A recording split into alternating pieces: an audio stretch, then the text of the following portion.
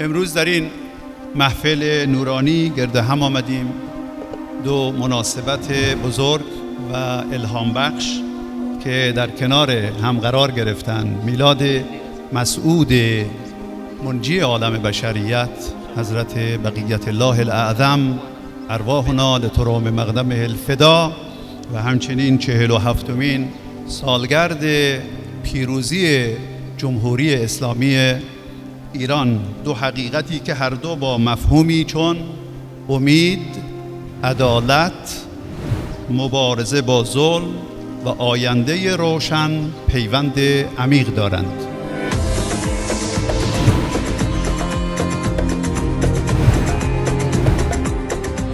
Kutofautiani huku hakututoi katika imani za kukufurishana. Sisi bado ni wamoja.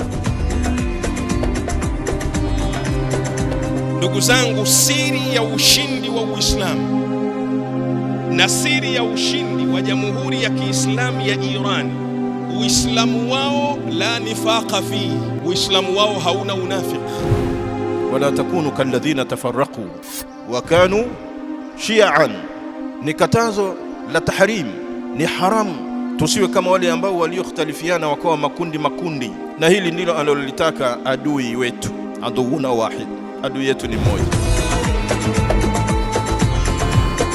Islamu al-wahda ni Uislamu wa umoja, Uislamu wa hikma na busara, Uislamu wa kutomlazimisha mtu.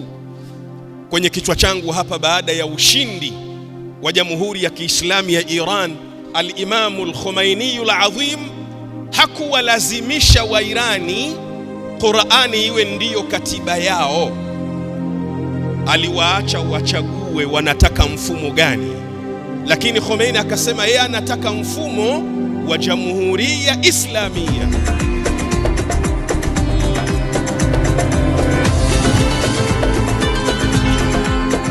Muislamu ndugu yake Muislamu, hata ukitofautiana katika madhahib, muda wa kuwa ni ndugu yako anatamka shahada, huyo ni Muislamu, lazima umuhami.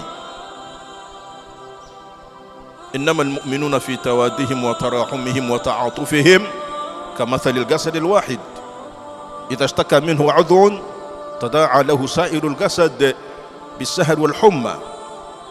هذا هو حال المسلمين. وإسلام tunatakiwa tuwe hivi.